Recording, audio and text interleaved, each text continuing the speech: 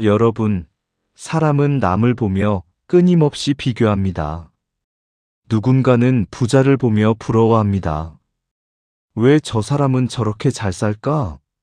왜 나는 저렇게 못 가질까? 반대로 또 어떤 사람은 가난하고 병든 사람을 보며 생각합니다. 참 안 됐다. 얼마나 힘들까? 그런데 부처님께서는 이런 우리의 시선을 완전히 뒤집어 놓으셨습니다.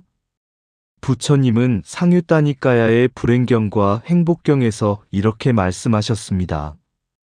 이 시작을 알 수 없는 긴 윤회 속에서 우리도 한때는 저러한 존재였다.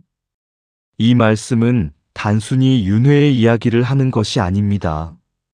남을 보며 우쭐해하는 마음, 남을 보며 비참해하는 마음, 남과 자신을 비교하며 흔들리는 마음 자체를 꿰뚫는 가르침입니다. 오늘은 왜 부처님께서 부자와 가난한 자, 건강한 자와 병든 자, 권력이 있는 자와 권력이 없는 자를 볼 때 나도 한때는 저런 사람이었다 라고 관찰하라고 하셨는지 함께 살펴보겠습니다. 어느 날 아주 고급 승용차를 타고 지나가는 사람을 보았다고 생각해 봅시다. 사람들은 흔히 두 가지 반응을 보입니다. 부러워하거나 질투합니다. 좋겠다. 돈 많다고 잘난 척하네. 반대로 길가에서 병들고 가난한 사람을 보면 또 다른 반응을 보입니다. 무시하거나 불쌍히 여깁니다. 그런데 부처님은 그 두 경우 모두에서 똑같은 관찰을 하라고 말씀하십니다. 나도 한때는 저런 사람이었다. 부처님은 윤회를 한 생만 보신 것이 아니라 시작을 알 수 없는 오랜 세월 동안 중생들이 끝없이 태어나고 죽는 모습을 보셨기 때문입니다. 어떤 생에서는 부자로 살아보았고 어떤 생에서는 가난하고 비천한 삶도 살아보았습니다. 어떤 생에서는 권력을 누리며 살아보았고 어떤 생에서는 천대받으며 살아간 적도 있었습니다. 또 어떤 생에서는 건강한 몸으로 살아간 적도 있었고 병든 몸으로 괴로워한 적도 있었습니다. 육도윤회 속에서 우리는 이미 수도 없이 모든 자리를 경험해 왔다는 것입니다. 마치 거대한 연극 무대와 같습니다. 오늘은 왕의 역할을 맡았지만 내일은 거지 역할을 맡을 수도 있습니다. 오늘은 주인공이지만 다음 장면에서는 이름 없는 조연이 될 수도 있습니다. 다시 말해 지금의 모습은 영원한 실체가 아니라 긴 윤회 속에서 잠시 맡은 역할일 뿐입니다. 그런데 사람들은 이번 생에 맡은 역할만 붙잡고 집착하면서 남과 자신을 비교합니다. 부유하거나 권력을 가진 사람을 보면 열등감을 느끼고 가난하거나 병약한 사람을 보면 우월감을 느끼기도 합니다. 또 어떤 사람은 저 사람은 학문이 뛰어나지만 나는 재산이 많으니 결국 우리는 비슷하다. 이렇게 자신과 남을 비교하며 동등감을 가지기도 합니다. 부처님은 이러한 비교하는 마음 자체를 자만이라고 하셨습니다. 불교에서 자만은 단순히 잘난 척만 뜻하지 않습니다. 자만은 나라는 존재를 내세워 남과 끊임없이 비교하는 마음입니다.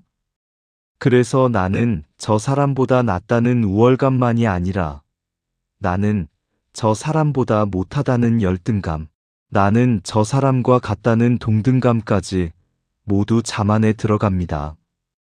여기서 한 가지 의문이 생길 수 있습니다. 자만 가운데 우월감은 남을 깔보고 업신여기기 때문에 불선업인 줄 알겠지만 열등감과 동등감은 어떻게 불선업일까요? 열등감은 나는 저 사람보다 못하다. 즉 겉으로는 겸손처럼 보일 수 있지만 사실은 자기 자신을 비교 속에 가두고 스스로를 낮추는 집착입니다.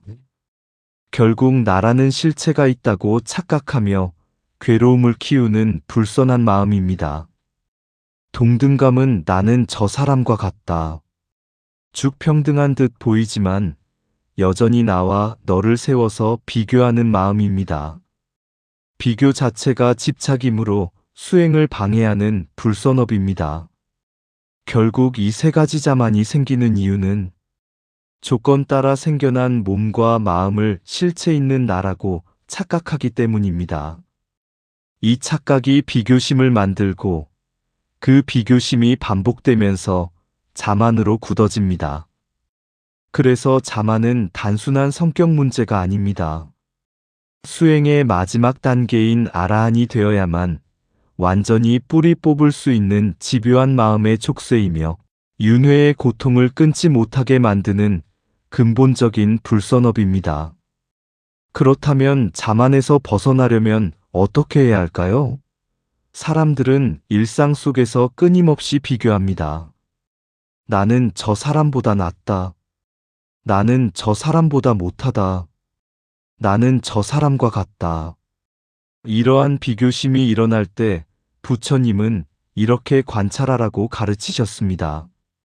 나도 한때는 저런 사람이었다. 그렇게 관찰하면 지금의 모습이 부자이든 가난하든 권력이 있든 없든 그것에 덜 집착하게 됩니다. 비교심은 약해지고 마음에는 점차 평정심이 자리 잡게 됩니다.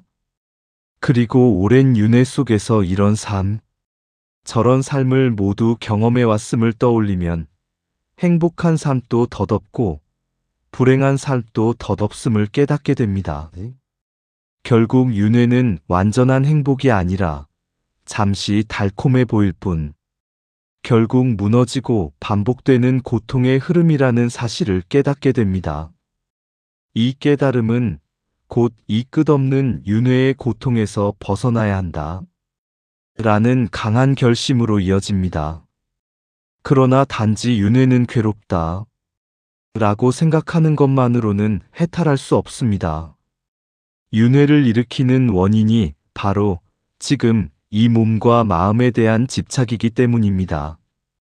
그래서 수행자는 몸과 마음, 즉 오온에서 일어나는 모든 현상을 삿디하여 관찰하기 시작합니다. 그러면 수행자는 그 모든 현상을 무상고무화로 통찰하게 됩니다. 무상고무화의 통찰을 사랑의 비유로 쉽게 설명해 보겠습니다. 사람은 사랑에 빠지면 모든 것이 영원할 것처럼 느껴집니다. 그러나 수행자는 사랑의 감정 자체를 관찰하면서 점차 다른 사실을 보게 됩니다. 사랑의 설렘도 순간순간 일어났다 사라질 뿐 오래 머물지 못한다는 사실, 즉 무상을 체험합니다. 그리고 그렇게 변하는 감정에 집착하면 결국 괴로움으로 돌아간다는 사실, 즉 고를 체험합니다. 또 사랑의 감정조차 내 뜻대로 완전히 통제되지 않으며 내 것이라 할 수 없다는 사실, 즉 무아를 체험합니다. 이렇게 무상고무화가 통찰되면 자연스럽게 다음 수행 단계가 이어집니다. 첫째는 여무입니다. 사랑의 달콤함조차 오래 붙잡을 수 없는 조건 지어진 현상임을 깨닫고 거기에 집착해왔다는 사실에 깊은 환멸이 일어납니다. 이것이 수행에서 말하는 여무입니다. 다시 말해 여무는 세상이 싫어지는 우울한 감정이 아니라 오온과 모든 형성된 것에 대해 무상고무화를 직접 통찰한 뒤 일어나는 지혜로운 환멸입니다. 둘째는 이욕입니다. 여무가 깊어지면 욕망과 집착은 자연스럽게 힘을 잃습니다. 더 이상 대상 속에서 영원한 행복을 얻으려 하지 않습니다. 마치 오래 붙들고 있던 짐을 스스로 내려놓듯 마음은 집착을 놓아버립니다. 이것이 이욕, 욕망을 떠나는 단계입니다. 셋째는 해탈입니다. 욕망과 집착이 끊어지면 마음은 자유로워집니다. 마치 무거운 짐을 완전히 내려놓은 사람처럼 홀가분해집니다. 더 이상 과거에도 미래에도 묶이지 않고 자유로워집니다. 아, 이제 나는 어디에도 얽매이지 않는다. 이 상태가 바로 해탈, 속박에서 벗어난 자유입니다. 넷째는 해탈지견입니다. 마지막으로 수행자는 그 자유로움을 스스로 분명히 알아차립니다. 이것이 바로 해탈이구나. 나는 집착에서 벗어났음을 분명히 안다. 마치 긴 어둠의 터널을 지나 햇살 가득한 길 위에 선 사람처럼 해탈의 진리를 환히 깨닫게 됩니다. 이것이 해탈지견, 해탈을 분명히 아는 지혜입니다. 부처님께서 불행경과 행복경의 마지막에서 공통적으로 말씀하신 것처럼 형성된 것들은 모두 염호해야 마땅하며 탐욕이 사라져야 마땅하며 해탈해야 마땅하다. 이것이 바로 자만을 끊고 열반으로 나아가는 길입니다. 정리해 보겠습니다. 여러분, 불행경과 행복경의 핵심은 단순한 인생 교훈이 아닙니다. 윤회의 본질을 꿰뚫어 보라는 가르침입니다. 높아졌다가 낮아지고, 부자가 되었다가 가난해지고, 건강했다가 병들고, 잘생겼다가 못생겨지는 이 반복 속에서 무엇을 붙잡고 이것이 나다 라고 할 수 있겠습니까? 그래서 수행자는 사람을 볼 때마다 이렇게 관찰합니다. 부자를 보아도 나도 한때는 저런 사람이었다. 가난한 사람을 보아도 나도 한때는 저런 사람이었다. 병든 사람을 보아도 나도 한때는 저런 사람이었다. 권력자를 보아도 나도 한때는 저런 사람이었다. 잘생긴 사람을 보아도 나도 한때는 저런 사람이었다. 이렇게 관찰하면 마음은 점점 평정심에 가까워집니다. 그리고 윤회의 과정에서 있었던 행복한 삶도 불행한 삶도 모두 무상하고 괴로움이라는 사실을 깨닫게 됩니다. 그 깨달음은 결국 윤회의 고통에서 벗어나야겠다는 결심으로 이어집니다. 그러면 수행자는 몸과 마음에서 일어나는 모든 현상을 삿띠하게 되고 무상고무와의 통찰이 시작됩니다. 그 통찰은 염호로 이어지고 염호는 이욕으로 이어지고 이욕은 해탈로 이어지고 마침내 해탈지견으로 이어집니다. 이것이 부처님께서 두 경전을 통해 보여주신 길입니다.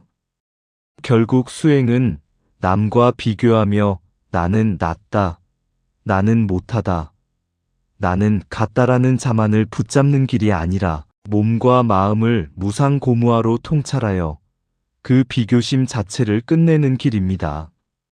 모든 분이 모든 고통에서 벗어나 건강하시고 행복하시기를 바랍니다.